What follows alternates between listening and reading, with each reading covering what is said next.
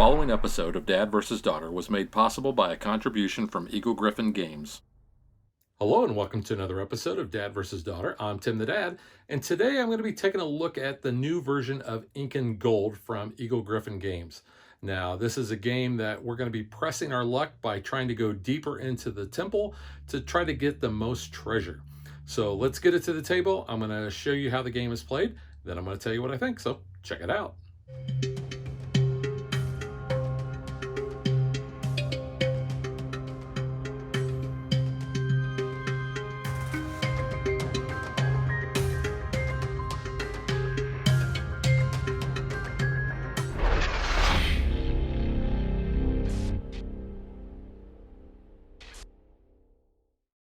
To set up the game, you're going to separate out these little gems. You've got 1s, 5s, and 10s. Each player is also going to get an Explore and Exit card. Next, you're going to take the 5 treasure cards, and you're going to take them from lowest to highest, and you're going to be placing those underneath the different stages 1 through 5. So the lowest is going to go under stage 1, and the highest would go under stage 5.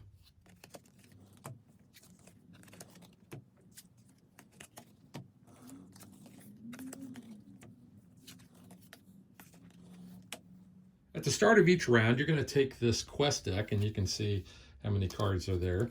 Then, based on the round that we're in, we're going to take that treasure card, and we're going to shuffle it into this deck. The way the round is going to work is one player is going to be the guide, and that's their job in order to flip the cards. So they're going to take that quest deck, and they're going to flip them. Now, they're going to do it one at a time, and that card can either be a treasure card. You can see this is worth 9. It can be an artifact, or it can be a hazard.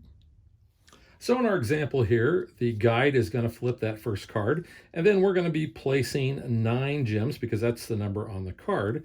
So we'll take a 5 and 4 1s. So once we know how many gems we have, the guide is then going to evenly distribute these gems to the remaining players. So let's say that there were 3 players that were remaining. We would need to break this 9 up into 3 for each. So this player would get 3. This player over here would get 3. Make some change. And this player over here would get 3 as well. Then each player is going to look at their 2 cards, and they are going to decide, do they want to keep exploring the temple, or do they want to exit with the treasure that they already have? If they exit, then they take their gems, and they will put their gems in this nice little tent, and they are done for the round. However, if they chose to explore, then they will be able to continue on. So the next card is drawn. And because it is an artifact, we actually can't split an artifact. So that's going to stay there until one person exits. Now, if multiple people are exiting at the same time, that artifact is going to stay there because you can't split an artifact up between players. So that's kind of where the strategy comes in, is when do you decide that you're going to be the only one to exit? You got to try to gauge what the other players are going to do. So once we've resolved with the cards, then we flip a new one, and now we have a hazard. So the first hazard that we have, you can see this one is spiders. Show that off real close. So, ugh. So there are a number of different hazards that are in the deck, and I'll just show you those. So we have like a jaguar.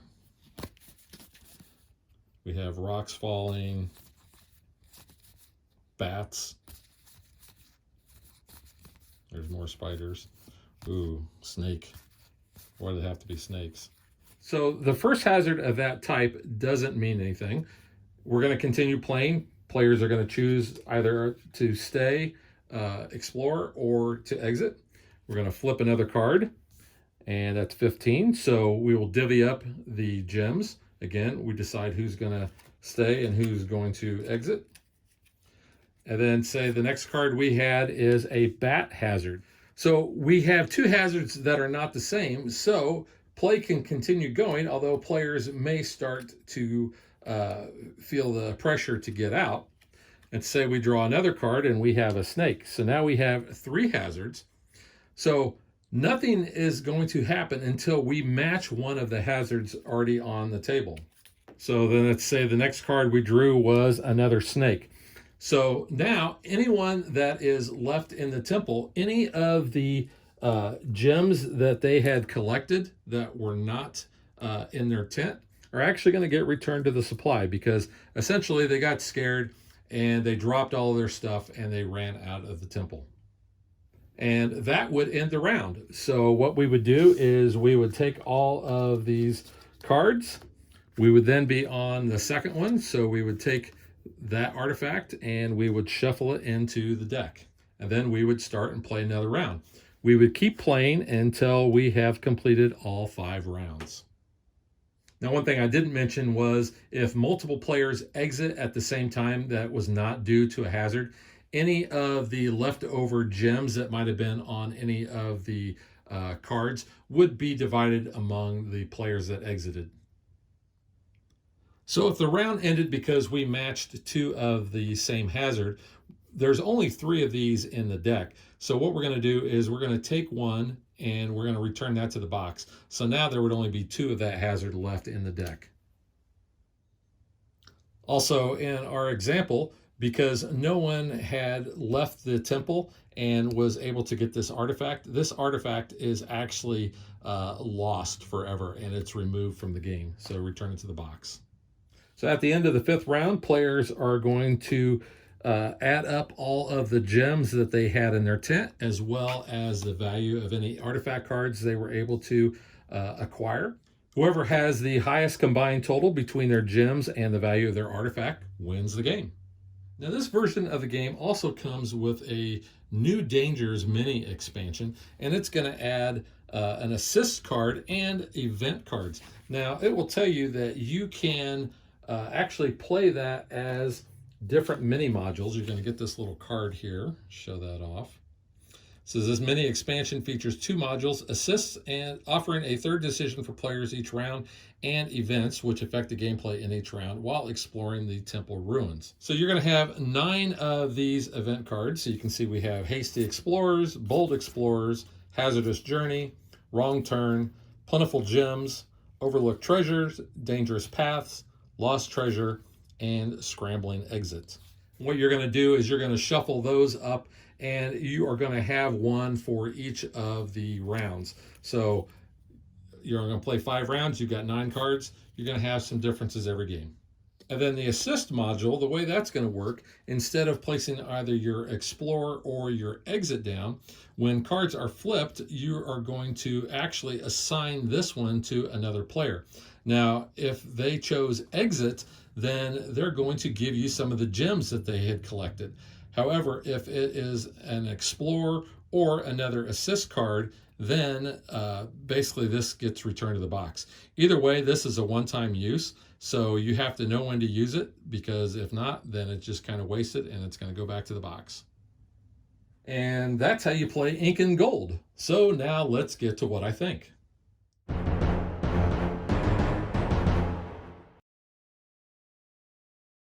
I like press your luck games like Can't Stop and some of the other ones.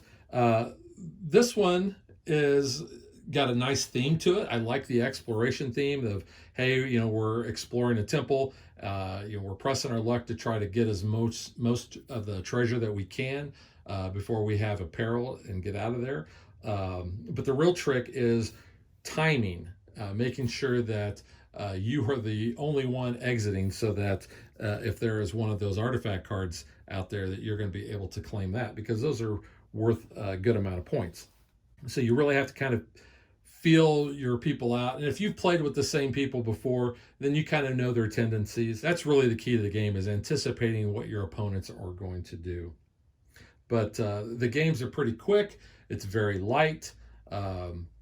It's one that you can play, I think, with about any gamer or non-gamer as well. And I think non-gamers will really kind of like that push your luck element. The art on the cards is pretty nice, like that. big and bold. Really language agnostic. You just go off of the numbers there and the actual pictures of the cards. So you can see what we have. Very nice. And they're white bordered, so this game can get a lot of love, and you're not going to have a lot of nicks showing. Now, personally, I really didn't care for the assist module. We've tried it, and it's very circumstantial. So, I mean, you may like that. I don't. But I really do like these events. In fact, I would not play the game without the events. I think they add a little bit more to it. And it doesn't add any more complexity. You can play with the events with any of the gamer types or non-gamers. So I would always include those because I like having that added bit for every round. And like I said, you don't know which round that's going to come out. You don't know which event's going to come out. The gems are really actually kind of nice. You look at these.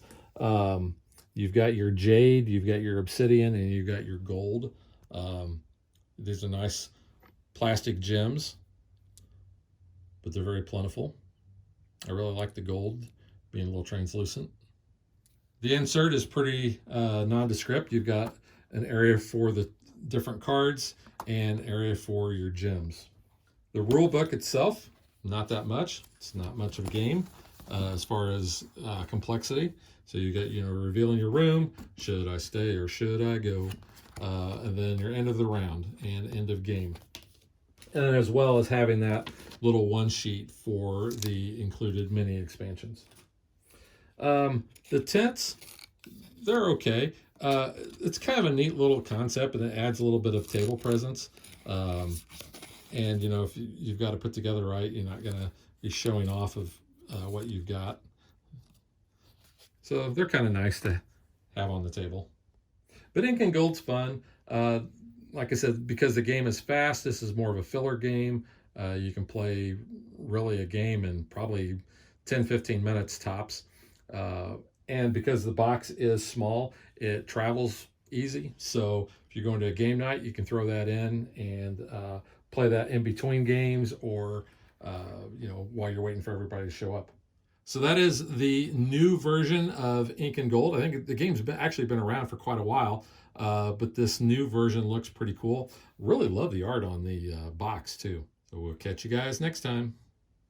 Thanks for watching our video. We hope you enjoyed it. And if you did, click that like and subscribe button.